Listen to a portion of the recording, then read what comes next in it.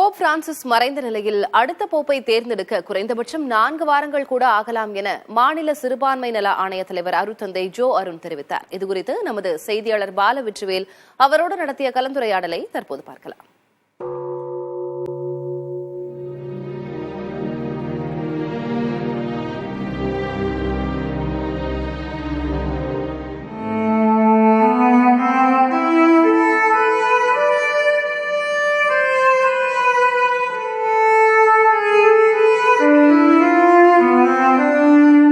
கத்தோலிக்க மதத்தை பொறுத்தவரையும் இந்த பிரிவை பொறுத்தவரையும் அதோட தலைவராக போப்பாண்டவர்கள் இருக்கிறாங்க.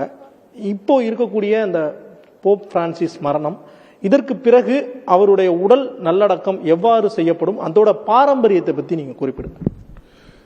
ஒரு போப் இறந்தவுடன் பல நாட்கள் எடுக்கும். அவரை நல்லடக்கம் செய்வது என்பது சாதாரண விஷயம் அல்ல. இது எப்படியும் 1 வாரம் எடுக்கும். ஏனென்று சொன்னால் அதற்கு சரியான ஒரு சடங்கு முறை என்று இருக்கிறது. அதுக்கு மேலே உலகத்தில் இருக்கிற அத்துணை நாட்டு தலைவர்கள் வந்து சேர வேண்டும், அதற்கும் ஏற்படுத்த வேண்டும். இந்த காலகட்டத்தில் போப் இறந்த பிறகு யார் இதை நிர்வகிப்பார்கள் என்று சொன்னால் காலேஜ் ஆஃப் கார்டினல்ஸ் 252 கர்தினால்கள் இருக்கிறார்கள். அவர்களில் தேர்தலில் ஓட்டு போடுவதற்கு வாக்களிக்கக்கூடிய தகுதி உள்ளவர்கள் 138 பேர் இருக்கிறார்கள். இவர்கள் தான் இதை நிர்வாகத்தை செய்வார். இந்த காலகட்டத்தில் இந்த காலேஜ் ஆஃப் கார்டினல்ஸ் இந்த அமைப்பு தான் இதை நிர்வகிக்கும். இதை முடித்த பிறகு அவரே முன்னமே முடிவெடுத்தது போல மற்றவர்களைப் போல எனக்கு தங்கத்தாலும் மிகச்சிறந்த வேல்யூ உள்ள உடன் காவிங்கோட வைக்க வேண்டாம், சாதாரண ஒரு இரும்புலையோ ஒரு ஜிங்க்லையோ வைக்கக்கூடிய ஒரு பெட்டகத்தில் தான் வைக்க வேண்டும். அங்கே இருக்கக்கூடிய ஒரு ஆலயத்தில் தான் என்னை அடக்கம் செய்ய வேண்டும் என்று குறித்து வைத்திருக்கிறார். ஆகவே இவர் இறந்த பிறகு 5-6 நாட்களுக்கு பிறகு அடக்கம் செய்யப்படும். உடனேயே இந்த காலேஜ் ஆஃப் கார்டினல்ஸ் கூடி புதிய போப்பை தேர்ந்தெடுக்க வேண்டும்.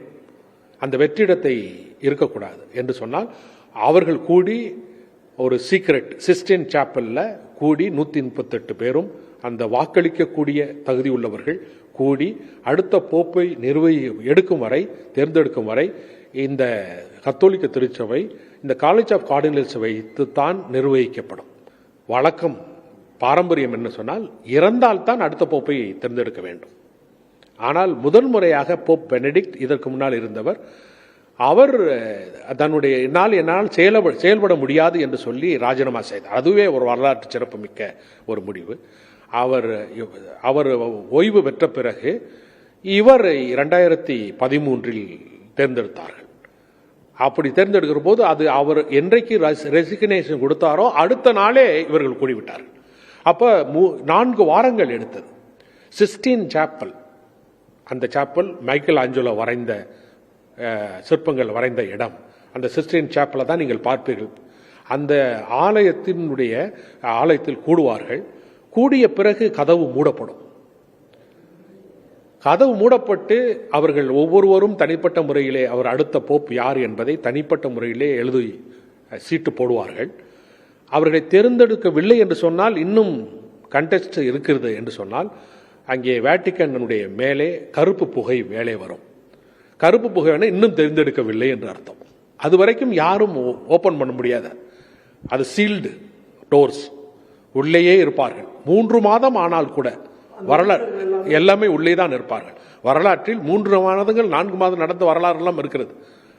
1 மாதம் குறைந்தபட்சம் 4 வாரங்கள் நிச்சயம் இருக்கும். 3 மாதங்களை எதிர்பார்க்கலாம்.